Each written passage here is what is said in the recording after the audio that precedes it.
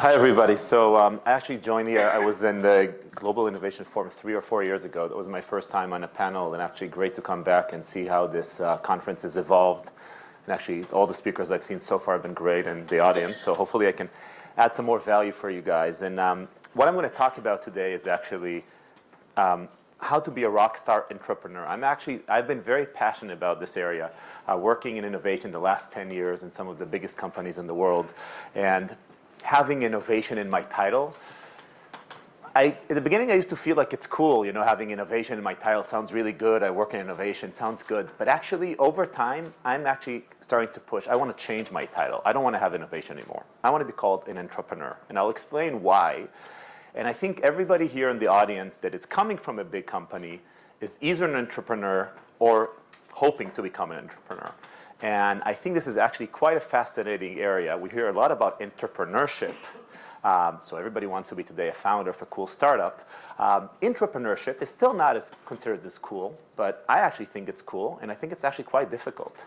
So I'll explain to you a bit kind of what I learned in that journey and what I think is kind of the success factors to do this really well. But the first thing is about Mondelez. People never know what it is. It sounds like a funny name. It is a funny name. It's a new company. Existed in 2012. It's a spin-off out of Kraft Foods. It used to be the second biggest food company at the time. We took out the snacking business out, and we're the biggest chocolate company in the world with brands such as Milka, Cadbury, that everybody here lives in the UK knows, Green and Blacks, Toblerone. And then on the biscuits and cookie side, we have brands such as Tuck and Belvita and Oreo.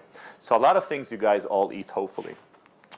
And first of all, what is my job? Like, what do I get paid for? So I actually think I have the best job in the world because I work on chocolate. So I heard here a lot of folks, great speakers yesterday, people from Walmart, H&M, Lego. Lego's a tough competitor for us. But at the end of the day, everybody loves chocolate. Everybody has an opinion about chocolate, and everybody wants to tell you what they think about chocolate. So I have 3 small kids. I'll talk about them later on. I go to my daughter's school. She's 7 years old. I don't know if you heard about it. A year ago, Mondelez, we had somebody that did a big mistake and decided to change the Toblerone peaks. Have you guys heard about that? Yeah, okay. Just that you guys know, that was before the elections in the US. At that day, that Trump was every day the #1 news item, and he still is, unfortunately, a year after. At that time, at that day that the Toblerone peak was changed and it came out of the media, actually Toblerone was the #1 item searched internationally more than Trump, okay? Just to show you how passionate people are about chocolate. Now, I originally used to work in Pepsi in the US, then from Mondelez in Switzerland. A year ago, I moved to Tel Aviv. So I go to my daughter's school. She's 7 years old. I enter the school and have 5 kids, super angry, coming to me and saying, "What have you done to Toblerone? Gil, what have you done? You're Ella's father. How dare you do it?" Now, I had to explain it to somebody else, a different team. They didn't care.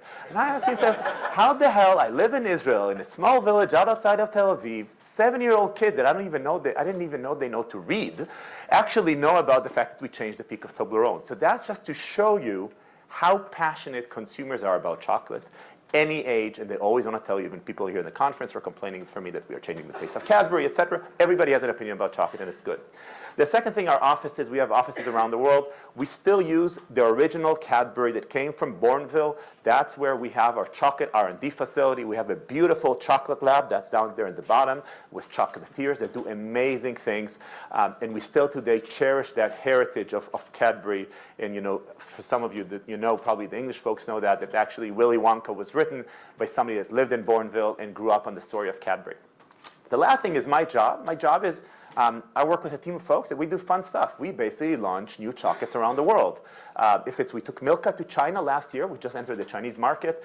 Actually, in the US, we took Green and Blacks, the beloved UK brand, into the US recently. We did some changes to it. And we've actually brought Oreo into chocolate. Consumers love Oreo. Now they have it together with chocolate. We've done many other things in emerging markets, and a lot of them succeed and a lot of them fail. But we're going to talk a bit kind of what we learned from that. So the context about the food industry, because this is important, I'll explain to you why entrepreneurship is so important. The food industry, for those of you that don't work in it, it's going through huge changes. In the past, the food industry, like in this image, was 5, 6 big companies like ourselves that have been acquiring and growing and pretty much controlling the market. That has been changing with this. In the last few years, you have a proliferation of smaller brands that are showing up across every category: chocolate, biscuits, gum and candy, dairy, meat. I mean, today you can actually have a fantastic burger that is not made out of meat. I don't know, Impossible Burgers, and I don't know if you guys heard about that. They're fantastic. I was in Chicago last week, tasted one of them. The thing tastes like meat, look like meat, but there's no meat. So you have a lot of these things, and they're all coming from smaller companies, not from the big guys like us. And that's been shifting, and actually, these guys have done a fantastic job stealing share in sales from the bigger guys. So just as a kind of an anecdote, in the last 5 years in the US, smaller food brands have taken $18 billion of market share from the big guys. Okay? This is huge. Now, you need to understand, this makes our lives harder because we have a playbook, and I'll talk about the playbook. We all worked, in the food industry. We came from one company. I worked in Pepsi. We moved to another. It's quite similar. We were all trained the same way. We have the same playbook. We use the same training. We use the same mindset. And we were trained. We have 1 or 2 big competitors in our category. We every year fight about 1 share or 2 shares. It's against Ferrero, against Mars. Suddenly we have a so-called enemy that is faceless. It's hundreds of little companies. They make $10 million, $20 million, 30, 40. They don't even have offices, many of them. It's like a guy sitting in a garage and through his internet kind of doing some ads and some crazy YouTube films and selling only on Amazon. So actually, our old playbook is not trained to compete against these guys. Now, what has shifted and made these guys so successful in the last few years? It's a few things. One is there are much more cheaper ways to do marketing today than in the past. In the past, it was TV advertising. I work a lot with our India business. And I launched their premium brand a few years ago for chocolate. In India, in the marketing space, is still, now it's changing also, but this was 3 years ago. It was still like, it used to be in Europe or in the US like 10, 15 years ago. You need to have a TV ad, and only the big guys can do a TV ad. But actually, in the rest of the world, you don't need TV ads. You can actually do Facebook. You can do YouTube clips. You can do a lot of things for hardly any money, and these things actually can break through the clutter even better than some of the old-fashioned marketing. The second thing is syncing distribution costs. We used to live in this world. It was very good for us, and we enjoyed it. I won't lie about that we basically owned the shelves. We would go to the supermarket retailer. We would pay slotting fees. Each category would have a category captain, and that captain would work with the retailer, and guess what? Nobody can come in. It's a closed shelf. Nobody can enter. So you're a great startup. You have a great chocolate bar. You can't distribute. Suddenly today, you have all these great things. You can go directly to Amazon. We heard yesterday that Indiegogo and these guys can offer you to actually launch stuff. And actually, some brands do such a good job there that actually, as you heard yesterday, the retailers come and offer them, please come, we want to put you on shelf. So that has changed fundamentally.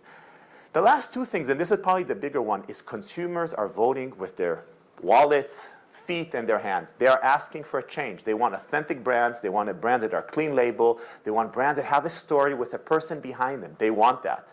And entrepreneurial brands are better set to have that story today. And the last thing, today you can have a food company that doesn't do anything in-house. It does marketing externally, it outsources the manufacturing, it outsources the sales. You can do it from your bedroom. And a great example is that brand there on the right-hand side. It's called RX Bar. I don't know if you guys heard about it. It's from Chicago. It's 2 guys. They're 25 years old. They have worked in a different industry. They created a new snack bar. It's a protein bar. Actually, they changed their packaging. It's a very simple packaging that says, it has this, this, and this. No BS means no bullshit. That's it. They sold it through gyms and Amazon. They started this 4 years ago, and they sold it a month ago to Kellogg's for $600 million, okay? This is a damn protein bar, nothing more. But they have done, and they built a business from scratch in 4 years. You have other guys like Chobani that basically took the yogurt category. That's a Turkish immigrant that moved to the US, and I don't know if any of you have ever tasted an American yogurt. They don't taste good. They're very watery. They're like water. They don't have any taste. Sorry for any of the Americans in the room. He basically came. He brought what a lot of people know from Europe and the Middle East, textures that are much thicker. That's what they call the Greek yogurt, and today he is the biggest player in yogurt. And obviously you guys all know Gray's from the UK and Kind bars that actually started a lot through Starbucks and Amazon.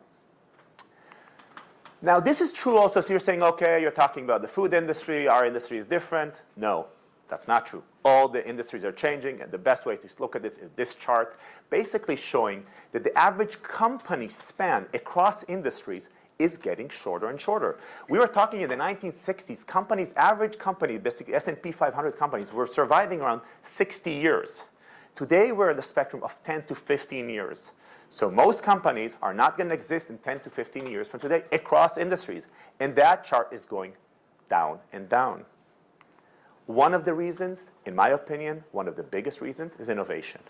Most of these companies, that a lot of them have been focused on cost cutting in the last few years, including the food industry and other industries, are actually not growing. Now, there's a variety of reasons. And for those who don't, you know, Tom Fishburne, he's an ex-marketeer that does the best cartoons of the marketing industry and basically laughs at everything we do, and he does that rightfully. And one of the things he talks about on the left-hand side is basically that we're experts in what I call the salami effect of innovation. Okay, we work on innovation. It's a fantastic idea. We come to our senior leaders. I work in a global team, so I have 4 different presidents from different regions. I go to the European president. Tells me, Gil, I like the idea, but you know, your package is red. I like blue. Do it blue. It's like, okay, I'll change it to blue. Then I go to the Asia Pacific president. He tells me, Gil, your packaging is red. I actually like green. Can you do it green? I'm like, okay, I have green and blue. What do? I just make orange, okay? So I kind of try to make everybody happy. Now, what do I talk about? The salami effect is basically you get so much feedback, so many stakeholders, everybody gives you a point, and I'm not even going into the legal issues and all that stuff. And at the end of the day, you have this fantastic idea, and you end up with this shitty little idea that basically tries to be the lowest denominator that makes everybody happy. That's very, very true. I'm sure everybody that works in innovation, a big corporate, you guys would admit this is true. The second thing is, pretty much is, you know, this typical, you know, let's just pick the innovative idea that has the greatest potential to keep things exactly the way they are, right? Like, we don't really want to change anything. Now, a lot of this has to do with the people we have in the organization and actually the mindset. And that's where the intrapreneurs come into place. So let's talk about how do you become an entrepreneur, and especially a rock star one. So first of all, let's define what it is. An intrapreneur, which is the term that we're all very familiar. It's a person that organizes and manages his or her business, usually with a lot of risk. Intrapreneur, I didn't make up these definitions. They're all approved by all kind of vocabularies. Is a person inside a large organization, okay? Focus on large, who takes risks to solve problems and grow business. They have to have 2 things, entrepreneurial skills and managerial skills. This is very, very important. Within the confines of an organization. This is important. That's where I actually believe that entrepreneurship, although you have resources and you have money and you're a big company and it's true and you get a paycheck, all of that is true. Actually, you have 2 skill sets you need to have. You need to be like an entrepreneur, and you need to know how to work in a big company, which all the guys that work in big companies in innovation know that's damn tough. The word was coined in 1976 by a couple that were researchers in this field.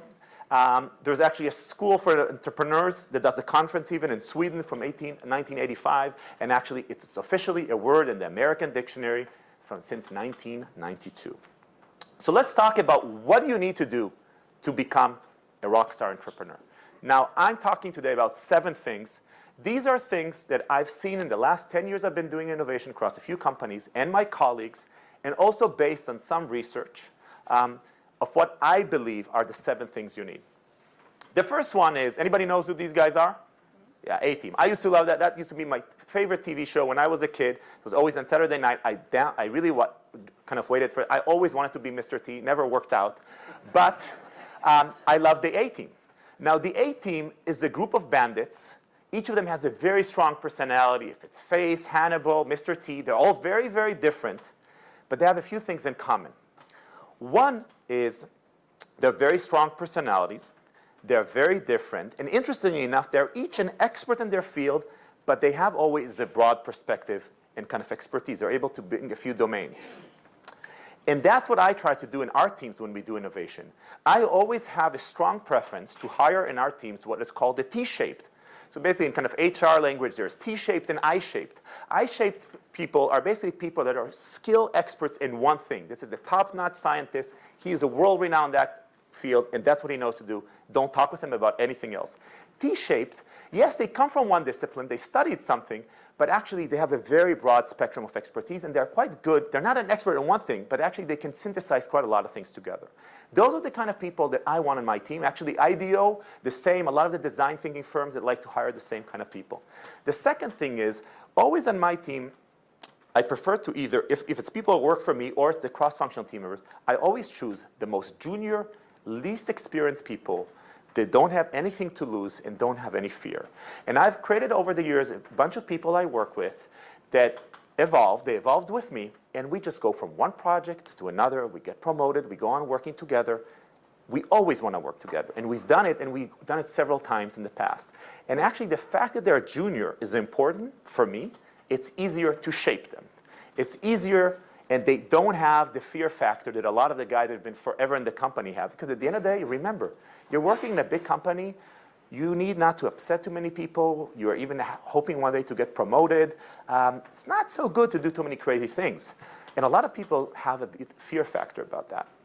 The last thing is, even if you have an A-team, even if you're going to do crazy things, and I'm going to talk about it in a second, maybe even getting fired, you do need to have a corporate sponsor. Could be official, not official. You need one guy or lady that loves what you guys are doing, and they're going to support you when you really screw up or when you do something really crazy. The next thing is be childlike, curious, and asking why the whole time. So these are my kids. I have 3 kids. Louisa, she has the blonde little girl. She's 2 years old. That's my son, Noah. He is not going to be happy. I showed a presentation with him in underwear in front of 100 people. So let's keep this between us. This is his, I think it's his fireman underwear, so we'll keep that as a secret. And that's my 7-year-old daughter, Ella. Now, why am I talking about my 3 kids? I learned a lot from them constantly. Why? They ask me the whole time why on everything. They ask me, Daddy, why is the sky blue? I have no idea. But I go on and try to research and find. My son Noah loves to do Lego, and the whole time he's asking, why do I need to follow the instructions? Which actually is a good question. Now, the most interesting thing just happened a week ago. So we moved to Tel Aviv a year ago. I'm originally from there, not lived there for 12 years. And we had guests coming from Germany. We took them to the museum, and there was this poster here from Israel. It's an old poster. And we're all debating a strange poster showing the beach line of Tel Aviv with a religious man, and he's with what is called a shofar in his clothes. We're talking about all these strange things. I've seen this picture many times. My son is looking. He's silent. After 10 minutes we're talking, he tells, Daddy, why does he wear these old, ugly sandals? Now, you guys can hardly see them. Now, I have never even looked at the bottom of the picture. I never even cared or noticed what the guy is wearing or not. I never thought about it. But that's where my son was looking. Now, I'm saying this. Now, it's not important really what he's wearing. But the fact is that my son was looking at this picture completely different than all of us. We were focused on the whole top end and this old guy and the beach line. Nobody even cared what if he has shoes, not shoes. And kids look at the world in a different way. That's the same way you need to do this in innovation, and you need constantly to question things, especially in a big company. You come, and the whole day they tell you, that's the way we do things. That's, I came to chocolate. They told me consumers only want chocolate for fun. Anecdote, topic done. No more conversation. I want to see the data. I want to understand. Maybe the consumers want chocolate also for other reasons. So you need to question everything you do if you're an entrepreneur, especially in a big company. The next one, and this was talked a lot about, is experiment and prototype. And I like the kind of following this cycle. It's slightly different than, it's based on the lean startup, but it's build, learn, pivot in parentheses, because hopefully you don't need to pivot, and scale. It's very similar to the lean startup. I mean, a lot of you are familiar with the lean startup. I think it's a fantastic book, a fantastic philosophy. By the way, Eric Ries has just launched a new book. I didn't get it yet, 2 weeks ago, taking the fundamentals of lean startups into corporates. So that's immediately into the camp of entrepreneurship. I didn't read it yet, but that's one of the first books I want to get. And prototyping is important, even in our food industry. When I came to the company, we used to have these meetings, and we would have agencies or internal people coming with these concepts and these PowerPoints. And I'm like, guys, can I please see the thing? Can I please taste it? Doesn't matter if it's not ready. This is food. How complicated is it to mock up a quick chocolate? We have huge labs. We have 200 people working in R&D. Can't we just put something on the table we can comment on? Now, actually, interestingly enough, people eat food in their eyes, okay? Actually, one of the most common thing, if you look on social media, everybody shows you what they're eating. I go to Facebook, I need to see what all my friends had for dinner. Why do I care what they had for dinner? People love actually taking picture of their food. Actually, a very popular hashtag is called food porn. Guys, don't get overexcited. We're not talking about porn, we're talking about food porn. Food porn is a very popular hashtag. I think till today there were like 300 million times it was used, which is basically taking photography of what you eat. Consumers love doing it. So if we're in the business of creating innovation for food or whatever industry you are, prototype the damn thing. Bring it to the table, taste it, eat it, look at it. Now, I know certain industries are difficult. I spoke with a gentleman that works in the pharma industry.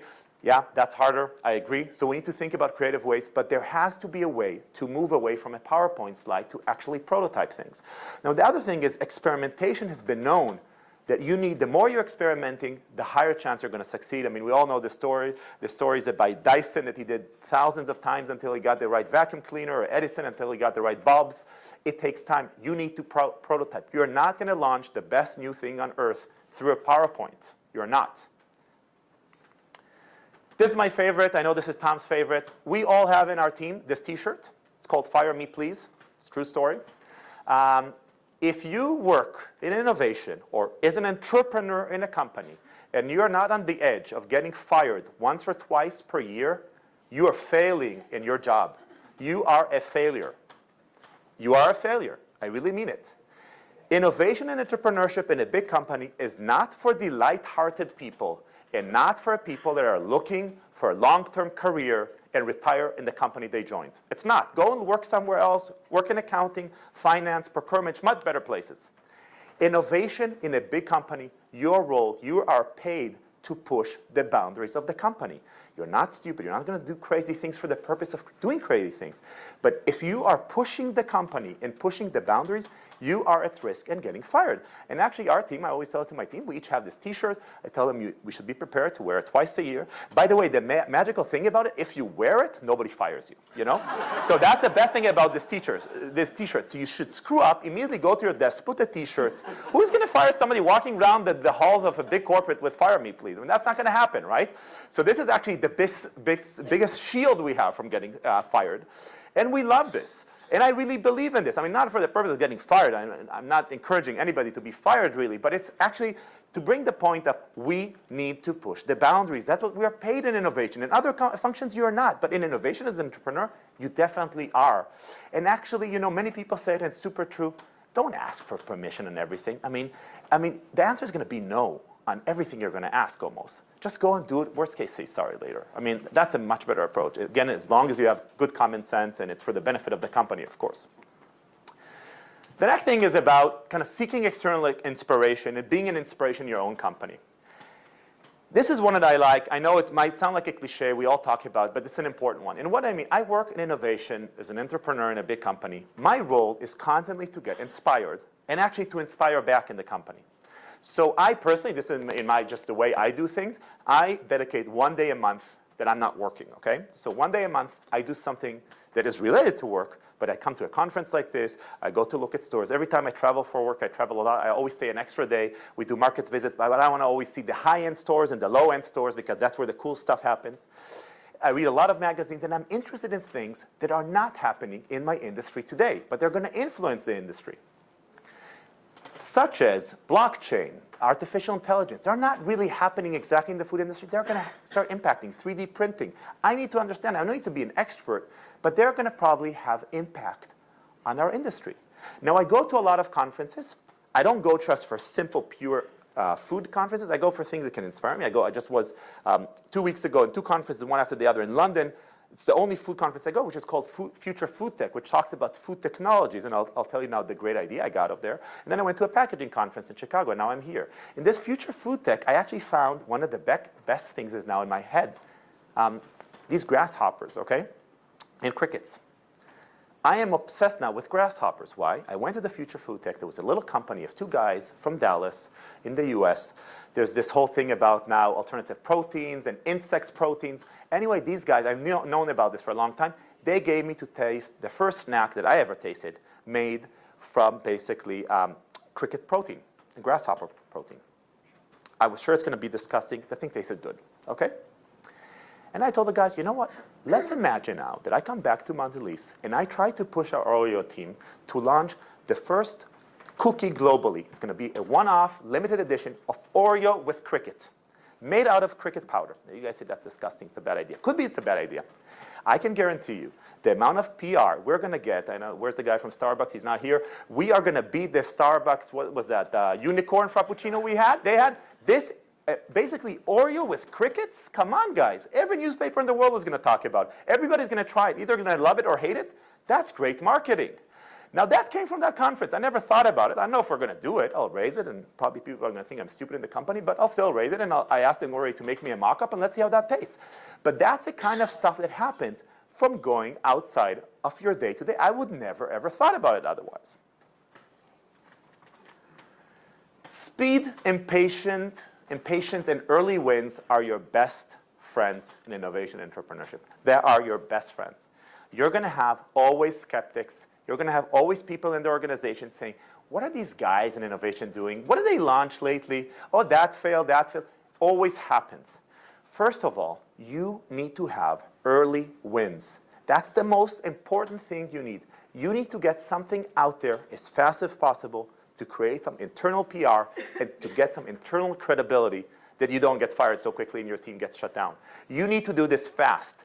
When our team was set up in 2011, in 2012, we launched something in the UK called Cadbury Dairy Milk Bubbly. For those of the Brits that lived, I don't know if you guys knew it, Bubbly was an aerated chocolate. Aerated was not new. The new thing about Bubbly was that the mold was like bubbles. Consumers loved it.